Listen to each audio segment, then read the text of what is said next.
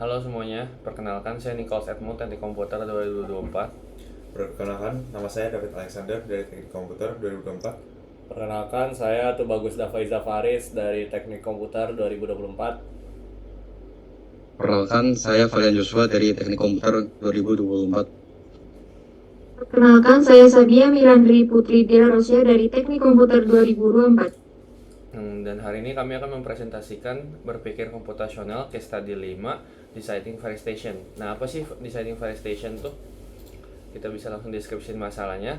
Masalah utama yang kami hadapi adalah bagaimana cara menentukan distribusi yang optimal dari stasiun pemadam kebakaran di Kota Depok nih. Saat ini tidak semua kecamatan memiliki stasiun pemadam kebakaran dan beberapa wilayah mungkin tidak terlayani dengan cukup cepat dalam situasi darurat.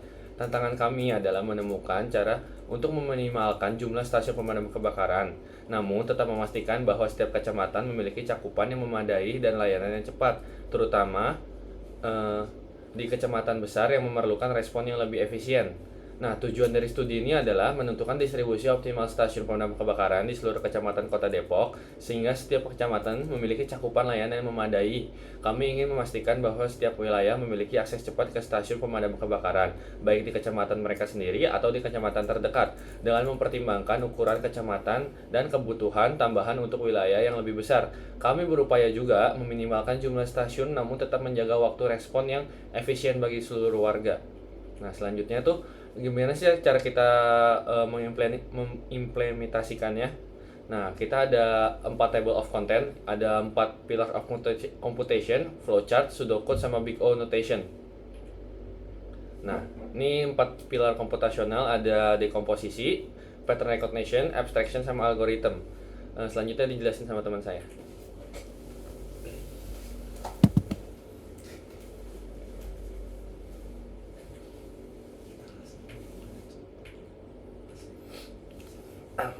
Di slide ini kita fokus pada proses dekomposisi untuk menganalisis kebutuhan pos pemadam kebakaran di setiap distrik. Pertama-tama kita kumpulkan data penting seperti luas wilayah, jumlah penduduk, dan jumlah pos pemadam kebakaran yang sudah ada.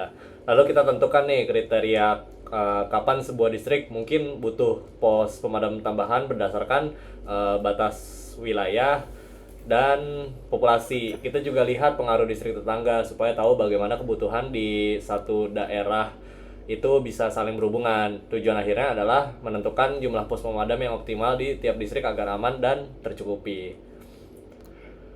Nah, di slide pattern recognition ini kita membahas pentingnya pengenalan pola dalam analisis kita. Kita amati bahwa listrik yang lebih besar atau yang penduduknya lebih padat biasanya butuh lebih banyak pos pemadam. Selain itu, kita perhatikan juga pengaruh cakupan pos pemadam di distrik tetangga terhadap kebutuhan distrik tersebut. Akhirnya kita cari pola di mana distrik dengan ukuran dan kepadatan penduduk yang mirip cenderung punya kebutuhan pos pemadam yang mirip juga. Oke, pilar yang ketiga yaitu abstraksi. Kita pertama-tama fokus dulu pada hal-hal yang penting. Alih-alih melihat semua detail dari setiap distrik, fokus pada ukuran, jumlah penduduk, dan jumlah pos pemadam kebakaran. Kemudian, kita bisa gunakan grafik untuk menggambar distrik sebagai titik dan hubungan antara distrik sebagai garis untuk lebih mudah memahami aksesibilitas. Nah, setelah menggambar distrik itu, kita hilangkan detail yang tidak perlu. Singkirkan informasi yang tidak penting yang tidak membantu keputusan penempatan pos pemadam kebakaran. Nah, kemudian pilar yang terakhir yaitu algoritma.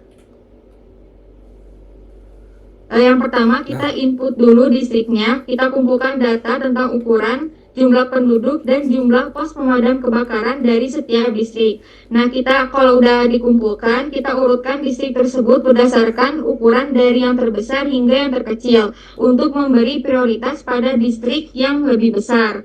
Nah, setelah mengurutkan distrik tersebut, kita periksa mana sih yang perlu pos pemadam kebakaran tambahan. Jika ukuran lebih dari 18 km persegi, tambahkan jumlah pos pemadam kebakaran. Kita juga perlu memeriksa distrik tetangga, apakah mereka memerlukan pos tambahan atau tidak. Kalau misalnya tidak, tambahkan lagi berdasarkan jumlah penduduk. Nah, setelah itu, kita tampilkan jumlah pos pemadam kebakaran yang dibutuhkan untuk kota.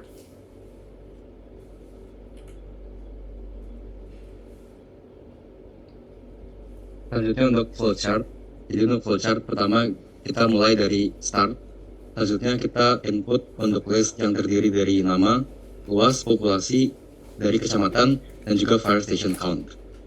Selanjutnya kita urutkan list yang sudah kita buat dari yang terbesar hingga yang terkecil. Selanjutnya masuk ke kondisi if yang pertama, yaitu jika area lebih besar atau sama dengan 18 km².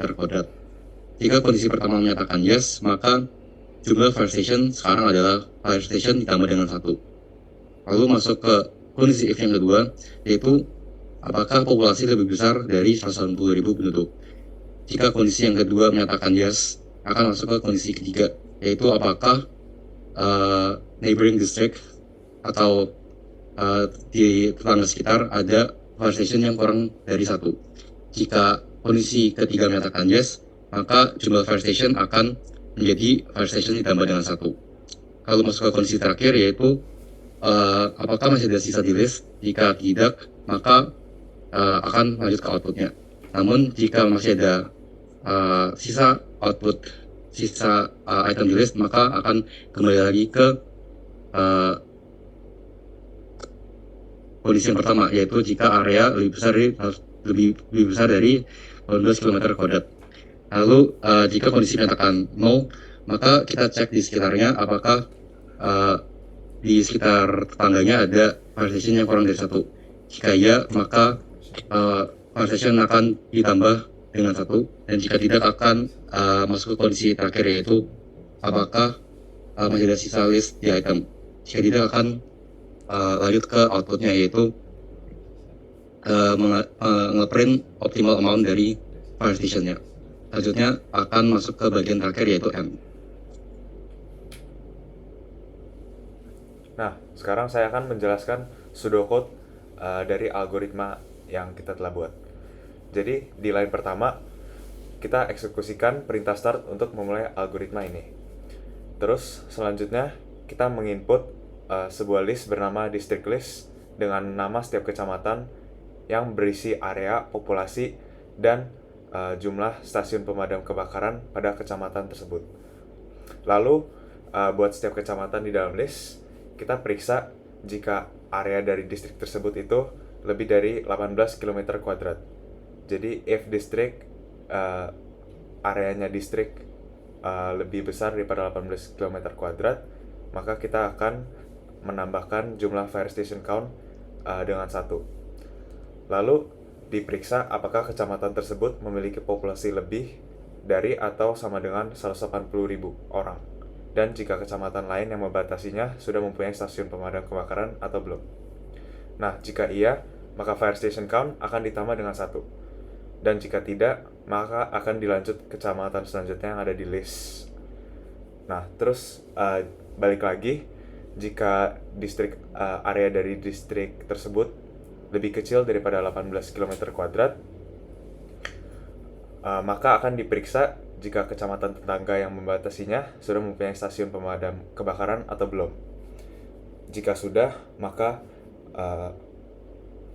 jumlah fire station count-nya akan ditambah dengan 1, dan jika belum, maka akan dilanjut kecamatan berikut di listnya. Nah, ketika semua kecamatan di dalam listnya telah selesai, maka akan di-print the optimal amount of fire station in Depok is jumlah dari fire station count total tersebut. Lalu programnya akan di-end. Oke, sekarang saya akan menjelaskan tentang big O notation dari algoritma ini. Jadi pseudocode yang diberikan untuk menentukan jumlah optimal stasiun pemadam kebakaran yang ada di kota Depok itu melibatkan beberapa langkah. Nah, jadi langkah yang pertama itu kita mengambil daftar kecamatan dan mengurutkannya berdasarkan luas area yang memiliki kompleksitas waktu O, N, log N. Kemudian untuk setiap kecamatan diperiksa apakah luasnya melebihi 18 km persegi yang memerlukan waktu konstan. Nah, jika kondisi tersebut terpenuhi, ditambah jumlah pos pemadam kebakaran dan memeriksa kecamatan tetangga untuk populasi dan jumlah pos pemadam kebakaran yang ada. Dan itu membutuhkan waktu O dikali M. Rata-rata di mana M adalah jumlah kecamatan tetangga. Nah, jika kondisi area tidak terpenuhi, ia hanya memeriksa kecamatan tetangga yang tetap memerlukan waktu O dikali M. Nah, dengan demikian, total kompleksitas dari loop adalah ON kali M, yang mengarah pada kompleksitas keseluruhan, yaitu O N log N ditambah N lalu dikali N, di mana N mewakili jumlah kecamatan. Jadi analisis ini menyoroti efisiensi algoritma dan mengoptimalkan penempatan pos pemadam kebakaran berdasarkan karakteristik dari kecamatan itu. Oke, mungkin segitu ya slide-nya. Jadi kesimpulannya dari studi kasus ini adalah bahwa kebutuhan pos pemadam kebakaran di setiap distrik tidak hanya dipengaruhi oleh luas wilayah dan jumlah penduduk, tetapi juga oleh pengaruh cakupan pos pemadam di distrik-distrik tetangga. Dengan memanfaatkan pendekatan dekomposisi dan pengenalan pola, kita bisa lebih memahami kondisi setiap distrik nih, apa aja sih kondisi-kondisi mereka, dan menentukan jumlah pos pemadam yang optimal secara lebih tepat biar hemat biaya juga. Pendekatan ini membantu dalam memastikan bahwa setiap area memiliki perlindungan yang memadai serta meningkatkan efisiensi dalam penyebaran pos pemadam kebakaran untuk keselamatan masyarakat. Jadi gitu aja dari kelompok kami 15A. Terima kasih.